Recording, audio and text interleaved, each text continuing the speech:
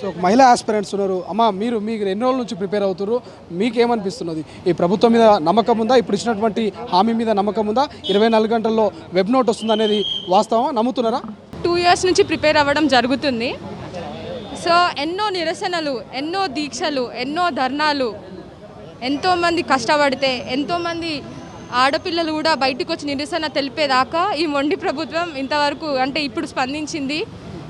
ఇప్పుడు కూడా వచ్చి గ్రూప్ 2 పోస్ట్పోన్ చేస్తామని స్పష్టత ఇచ్చింది, కానీ పోస్టులు పెంచుతామని స్పష్టత ఇవ్వలేదు.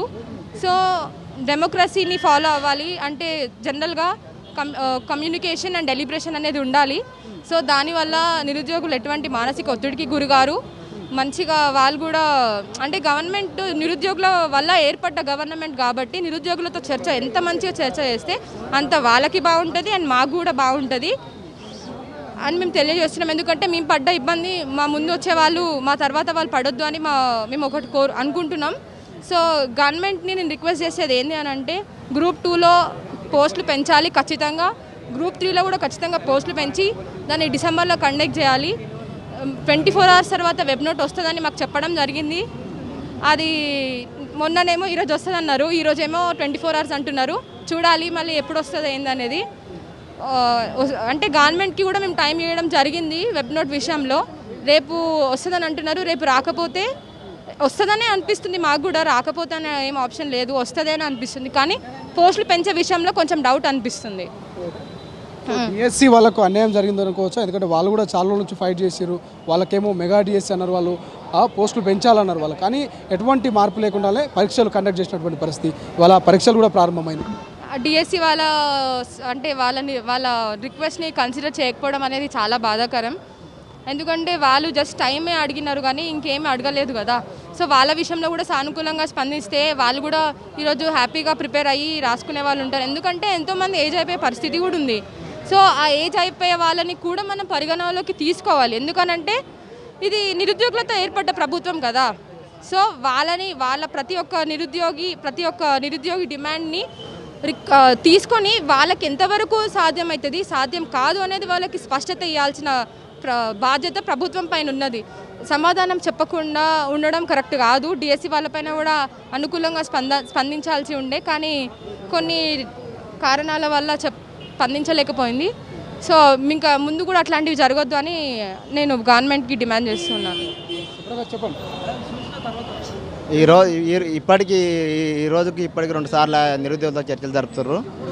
చర్చలు జరపడం అనేది సంతోషకరమే.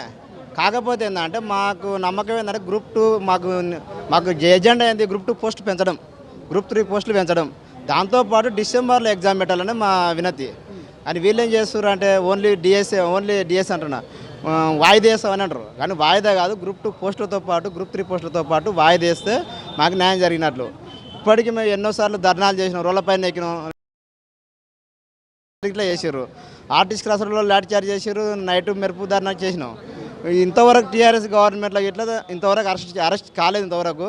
కానీ ఇప్పటికి మేము అడిగే డిమాండ్ ఏంటంటే మీరు కాంగ్రెస్ గవర్నమెంట్లో ఏం చెప్పారు, గవర్నమెంట్ కన్నా ముందు మేనిఫెస్టో ఏం చెప్పారు అంటే పోస్టులు పెంచుతాం, 2000 గ్రూప్ 2 గ్రూప్ 3లో 3000 పెంచుతామని అన్నారు.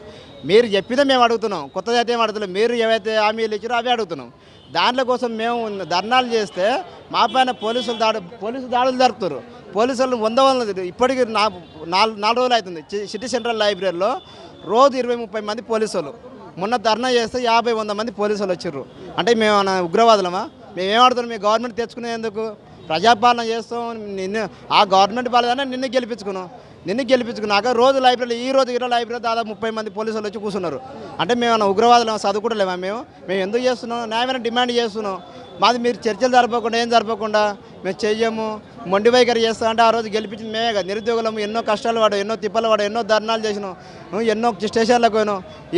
ఆ రోజు గవర్నమెంట్ కానీ ఈ రోజు గవర్నమెంట్ పోలీసులను ఎక్కువ పెడుతుంది. ఆ రోజు ఇట్లా మేము లైబ్రరీలో కానీ ఎక్కడ కానీ ఆ రోజు మన ఆర్టీసీ క్రాసుల్లో మెరుపు ధర్నా చేస్తే దాదాపు నెక్స్ట్ రోజు మొత్తం వెహికల్సే, మొత్తం బండ్లు తీసుకొని దాదాపు 20-30 బండ్లు పెట్టారు. అంటే మేము ఏం చేస్తున్నాం? మా డిమాండ్ మీరు చెప్పిన డిమాండ్ మేము అడుగుతున్నాం, మీరు పెంచుతున్నారు కాబట్టి మేము అడుగుతున్నాం. అది మరి చర్చలు జరిపి చేయాలి ఏదో ఒకటి. ఈ రోజు ఇలా చెప్తుంది, ఇప్పుడు మొన్న చెప్పింది ఈ రోజు చేస్తాం, 2018 తారీఖు నాడు చేస్తాం అన్నది. మళ్ళీ ఈ రోజు అడిగితే ఏమంటారు 24 అవర్స్ అని. 24 అవర్స్లో ఇట్లా మీరు ఇట్లా వెబ్ నోట్ రాకపోతే నెక్స్ట్ కార్యాచరణ అనేది మా నిరుద్యోగుల తరపున ఆ గవర్నమెంట్ ఎట్లా ఓడిపోయిందో అంతకన్నా ఎక్కువనే ఉన్నాం. ఇప్పుడు మా నిరుద్యోగులు అంటే ఏంటంటే మీకు తెలుసు ఆల్రెడీ ఆ సిచ్యువేషన్ రాకూడదని గవర్నమెంట్ కోరుకుంటున్నాం. చెప్పండి ఒక మాటలో చెప్పండి. సార్ నేను గ్రూప్ 2 ఆస్పిరెంట్ అండి. నేను దాదాపు ఒక నెల రోజుల నుంచి సందిగ్ధంలో ఉన్నానండి. మొన్న చిక్కట్పల్లి సిటీ సెంటర్ లైబ్రరీలో లాఠీ చార్జ్ జరిగింది కదండి. ఆ రోజు నాకు బాగా దెబ్బ తగిలింది, ఎక్కడ తగిలింది దెబ్బ నీకు? నెత్తి మీద తగిలింది. సార్ చూసే ప్రయత్నం అంటే అరే రక్తం వచ్చే ప్రయత్నం అయింది ఏమైనా? ఓకే, అంటే ఎవరు పోలీసులు దాడి చేసిరా మీ మీద? పోలీసులు సంచుల తీసి అది వ్యాన్లో పడేసినట్టు పడేశారండి. గట్టిగా తగిలింది, అది బాగా బ్లడ్ పోయింది. తర్వాత ఆడుకున్న తర్వాత చూసుకున్నాను నేను పోలీస్ స్టేషన్ బోలారం, ఎక్కడో యాప్రాల దగ్గర బోలారం, అక్కడికి తీసుకెళ్లారు మాకు. అక్కడ నుంచి మళ్ళీ నడుచుకుంటా 18 కిలోమీటర్లు నడుచుకుంటా వచ్చామండి 4 గంటలకు ఆ ప్రాంతంలో. నా రిక్వెస్ట్ ఏమంటే మేము ఈ గవర్నమెంట్ని మాకు ఏదో మేలు చేస్తుందనే తీసుకొచ్చాం. మేము ఈ గవర్నమెంట్కి అగెనెస్ట్ కాదు, లేకుంటే ఒక తీవ్రవాదులం కాదు. కొద్దిగా మాది న్యాయమైన డిమాండ్ పెంచండి. ఇప్పుడు ఈరోజు మాట్లాడిన దాని ప్రకారంగా మాకు అర్థమైంది ఏమంటే పోస్టులను నామినల్గా పెంచబోతున్నారు. నామినల్గా పెంచకుండా మ్యాక్సిమం ఎంత వీలైతే అంత పెంచండి. ఏమన్నా లీగల్ ఇష్యూస్ వస్తే మీరు చూసుకోండి సార్. ఇదొకటే నా విన్నపం. అండ్ డిసెంబర్లో మాకు ఎగ్జామ్ కండక్ట్ చేయండి. డిసెంబర్లో ఏ డేట్ ఇచ్చినా, ఫస్ట్ వీక్లో, second week, third week, fourth వీక్లో ఏ టైంలో ఇచ్చినా మేము రాసేదానికి ఇబ్బంది లేకుండా మాకు కొద్దిగా చూడండి సార్. Thank you. అసలైన తొలి వెలుగు. ఫాలో వాట్సాప్ @తొలి వెలుగు official.